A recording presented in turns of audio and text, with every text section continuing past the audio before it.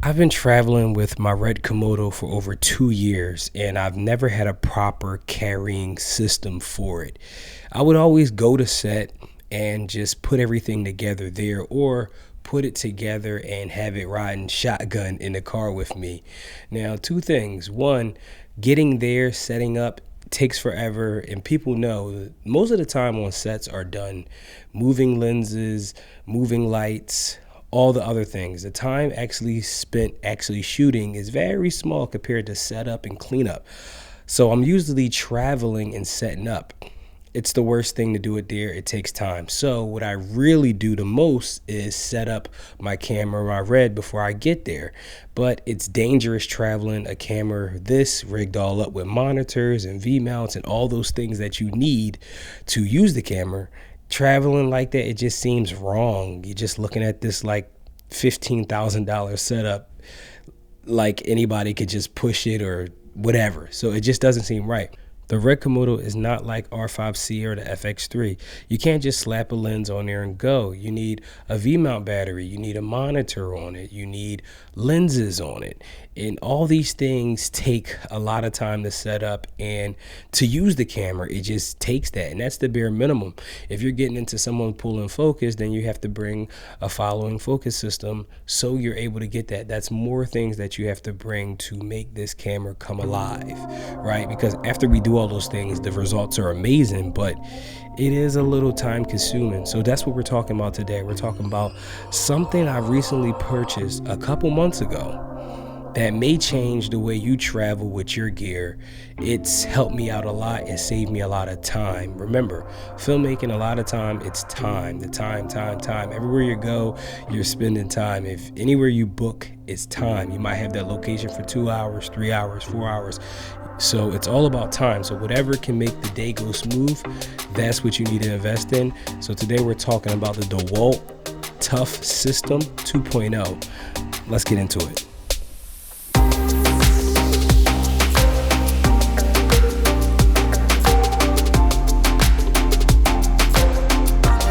All right, now, first and foremost, the main thing I want to tell you guys about is the wheels on this thing. Now, that has saved me a lot of time.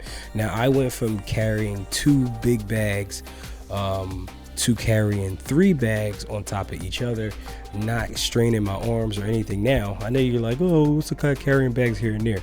Yeah, you must never did a lot of shoots where you got to carry cameras, lights, C-stands, sandbags. I mean, I could go, the list can go on pretty much of like how far you can go. But when you get to where I'm at, when you're carrying this stuff, I mean, the less things you have to carry, you really appreciate it. So the wheels on here is the one thing that I love the most, to be honest, because man, oh man, you know, the amount of times these wheels are used, that's probably like the main selling point for me, was the wheels, because it's like I don't have to carry anything on my back, maybe upstairs, but other than that, I'm rolling. So even on grass, I've had this on grass and it's did pretty good. I won't suggest it to be rolled on grass, but I guess it works on some surfaces. Now, off the back, you have the top of the system. Now, the top part, I love this because I usually leave this at home, and this is something I just put back on top of it when I get to the house. But I'm able to, like, you know, sort out all the little things that I use for my camera and just grip things in general. So I like each one of these cubbies because it gives me a position and a spot to put all the things that I use the most. It gives me a bunch of spots to put each thing so I know where they're at. So I use like the heavy clamps and a couple other things.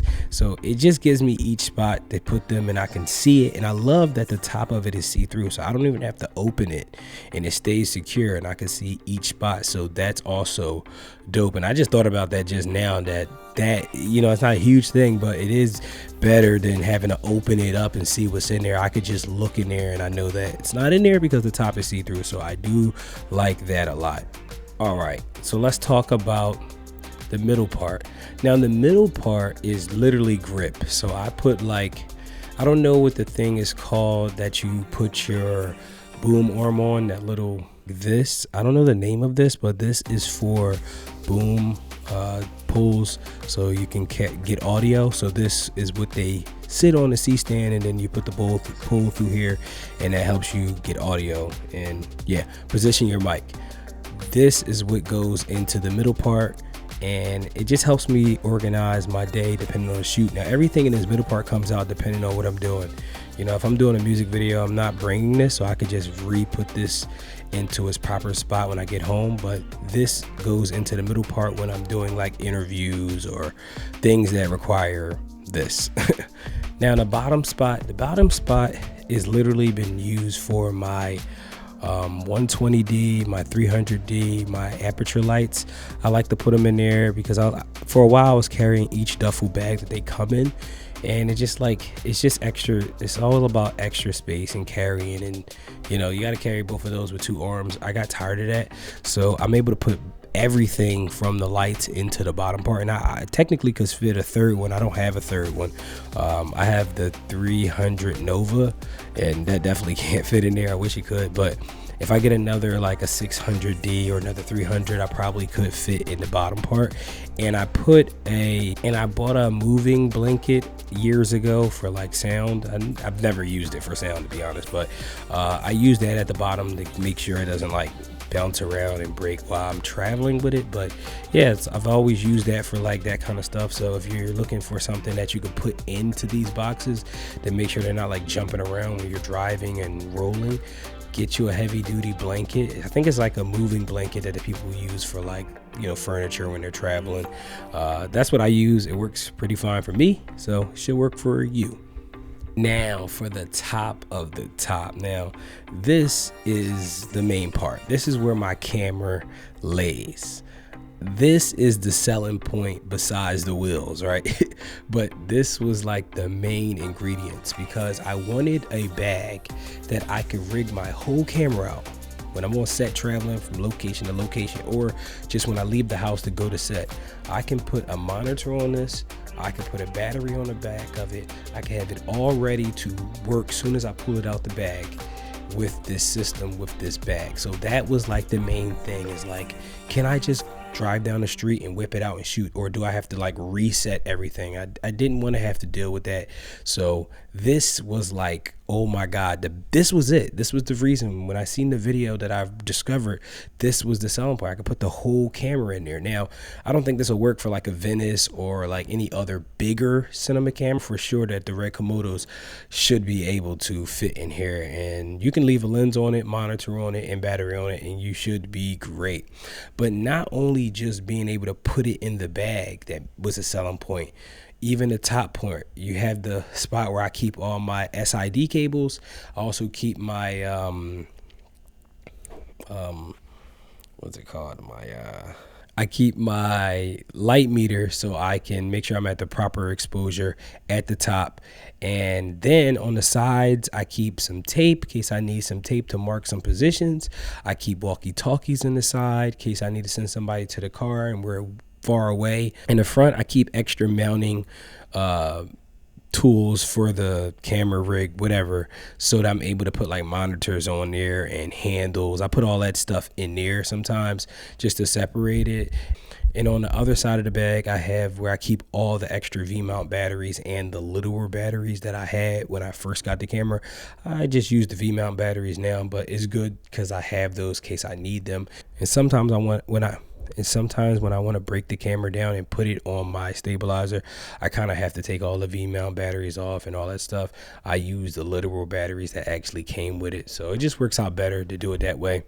But that's pretty much the system. I didn't want to like talk too long, but I just think that if you are looking to get something that works, this system works for me. Technically, it's a 4-position spot, but I only use 3. I used obviously the bag to put the camera in, the middle part where I put all my grip stuff, and then the bottom part with the lights and stuff like that. But sometimes I go out and with all 4, I'm still secured. And the best part about this is they all lock together. So, you know, once you put it on there, it's in that position. On the side, it has these like things that it clamps into, and it's on there tight. So you don't have to worry about like it falling off while you're traveling or anything. It's all on there. But other than that, I want to say that this system works amazing, and don't always buy filmmaking gear to help you. Sometimes if you type in the words right on Amazon or Home Depot or wherever you go to get things, they have something similar that could be used for filmmaking, because I paid around $200 for this whole system. Well, technically 300 for the whole system, and I got more than anybody else. So I tell you that, filmmaking gear can get very expensive. Just for a duffel bag for you to put your full rig camera on B&H was $275, and you only got the bag. I got the bag plus 3 other boxes to put gear in. So I just think that this is a great thing for you to have if you have a camera that's rigged out, or if you just need something to carry your gear when you're on the go. I think this system is extremely great, and it works for me.